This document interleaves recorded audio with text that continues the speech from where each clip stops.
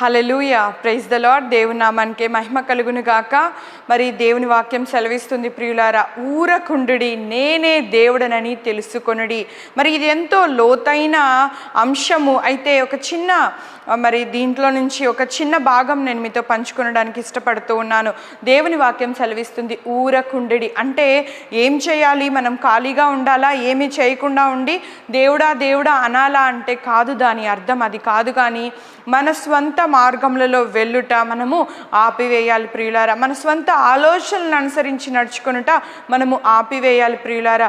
దేవుడు మనల సృష్టికర్త అంటుండగా, మన కొరకు ప్రాణం పెట్టి రక్షణ అనుగ్రహించిన రక్షకుడుగా ఉంటూ ఉండగా, ఆయన మన జీవితంలో రచించి ఉండగా, జగత్తుకు పునాది వేయబడక మునుపే క్రీస్తు యేసునందు తండ్రి అయిన దేవుడు మనల్ని ఏర్పరచుకొనెను అని వాక్యం సెలవిస్తుంది. అనగా దేవుడు మనల్ని ఏర్పరచుకున్నాడు, దేవుడు మనల్ని ఎన్నుకున్నాడు. ఆయనకు ప్రత్యేకమైన ప్రణాళిక మన పట్ల ఉంది. కాబట్టి మనము మన జీవితంలో మన స్వంత మార్గములలో వెళ్ళుట మాని ఊరక ఉండి మరి ఆయన వైపు చూడాలి అన్నదే దీని యొక్క అర్థము.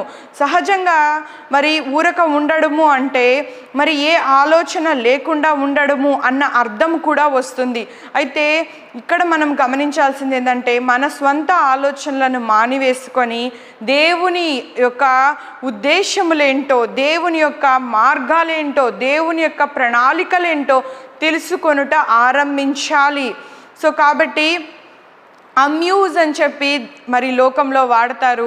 మరి అమ్యూజ్ అంటే ఏ ఆలోచన లేకుండా అన్నీ పక్కన పెట్టేసి ఉండడం.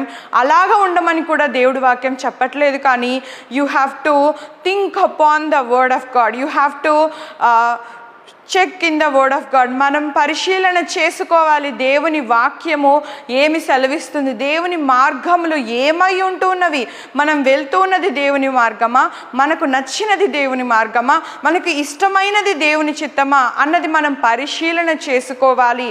ఇదే ఊరకుండుట అన్న ఈ యొక్క వాక్కులోని అర్థము ప్రియులారా. మనం ఎప్పుడైతే మన స్వంత శక్తికి మనము చనిపోయి, లేదంటే మన స్వంత శక్తిని మనము ఆధారము చేసుకునటం మాని ఎప్పుడైతే దేవుని మీద మనం ఆధారపడతామో, పౌలు అంటూ ఉన్నాడు, నేను ఎప్పుడు బలహీనుడను అప్పుడే బలవంతుడను క్రీస్తు యేసులో అని.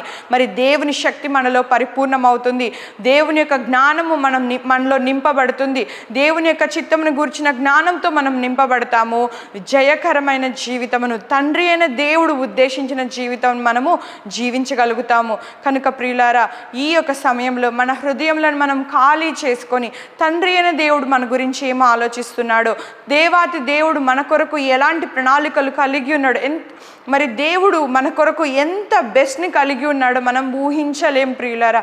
కాబట్టి దాన్ని తెలుసుకొనుట యందు మన యొక్క ఆలోచనలను, మన యొక్క శక్తిని మనం వెచ్చించాలి అని దేవుని వాక్యం సెలవిస్తుంది. మరి దేవుని మార్గాల్ని మనం లక్ష్యం ఉంచి దేవుని మహిమపరుద్దాము. విజయవంతమైన జీవితాన్ని మనం జీవిద్దాము. ఆమేన్. హల్లెలూయా, ప్రైజ్ ద లార్డ్.